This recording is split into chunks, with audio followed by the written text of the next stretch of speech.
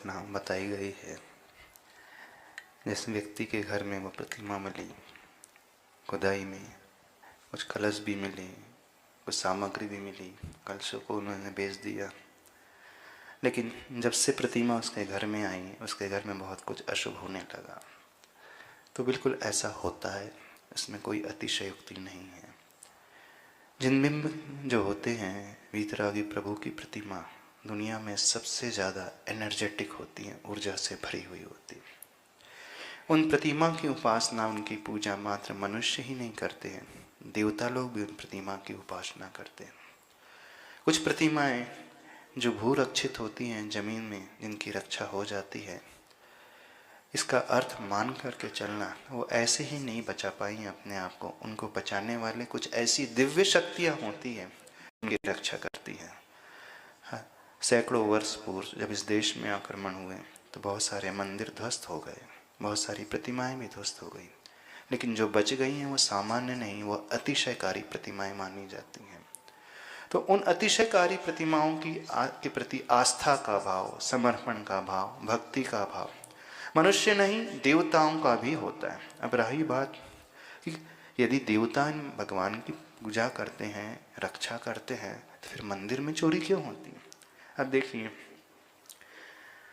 कुछ प्रतिमा के प्रति आकर्षण बहुत अधिक होता है। देवता वे लोग बनते हैं जो पूर्वों में मनुष्य आदि होते हैं, उसी क्षेत्र आदि में रहने वाले, उनका विशेष आस्था का केंद्र पर्टिकुलर जिनालय से हो जाता है, पर्टिकुलर मंदिर विशेष से, प्रतिमा विशेष से हो जाता है। तो जो उस प्रतिमा विशेष अथवा उस क्षेत्र विशेष, मंदिर विशेष से जुड़ा हुआ कोई जीव था और उसका मरण हो गया, देव पर्याय में चला गया, तो वो उसी आस्था, उसी संस्कार को लेकर के गया है और अवधि ज्ञान से वो जान लेता है, इन प्रभु की बहुत अच्छे से आराधना करता है। एक तो सबसे बड़ा फैक्टर, एक रीज़न जो होता है वो। दूसरा, सभी प्रतिमाएं अतिशयकारी नहीं होती, सभी प्रतिमाओं की एनर्जी इतनी पावरफुल नहीं होती है।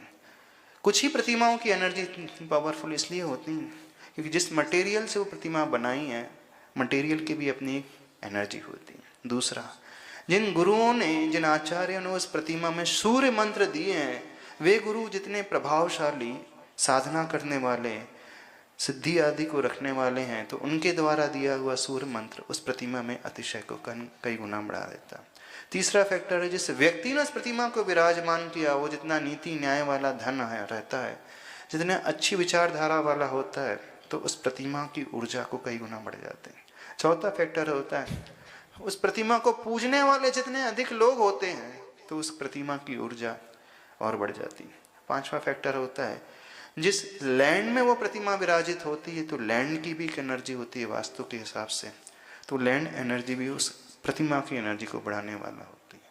छठवां एक फैक्टर होता है, यदि जहाँ वो प्रतिमा विराजित होती है वो एरिया पूरे वास्तु के अनुरूप कंस्ट्रक्ट है, तो वो एनर्जी को भी कई गुना बढ़ा देता है। ऐसे 5-6 रीजन जो होते हैं प्रतिमा के भीतर ऊर्जा और अतिशय को प्रकट कर देते हैं।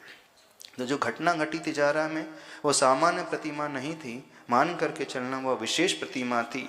तो जहाँ वो प्रतिमा पहुँची, यदि उसका अभिनय होता है तो फिर उसके साइड इफ़ेक्ट्स भी बहुत ज़्यादा पैदा होने लगते हैं। वे देवता लोग जो उनकी रक्षा करते हैं, पूजते हैं, वो रुष्ट हो जाते हैं और वो अपनी शक्ति के माध्यम से उस प्रभाव को दिखलाते हैं और उसी के प्रभाव के कारण ऐसी ऐसी घटना सुनने को मिलती हैं। इस प्रकार के स्वप्न आदि के माध्यम से कुछ अप्रत्याशित सी घटना दिखने वाली घटित हो जाती हैं, तो वो संकेत देती हैं कि इस अशुद्धि को, इस अभिनय के भाव को दूर किया जाए। और जैसे ही अभिनय और अशुद्धि के भाव को दूर किया जाता है तो संतुष्ट हो जाते हैं और वहाँ पे फिर और अतिशय प्रकट होने लगते हैं।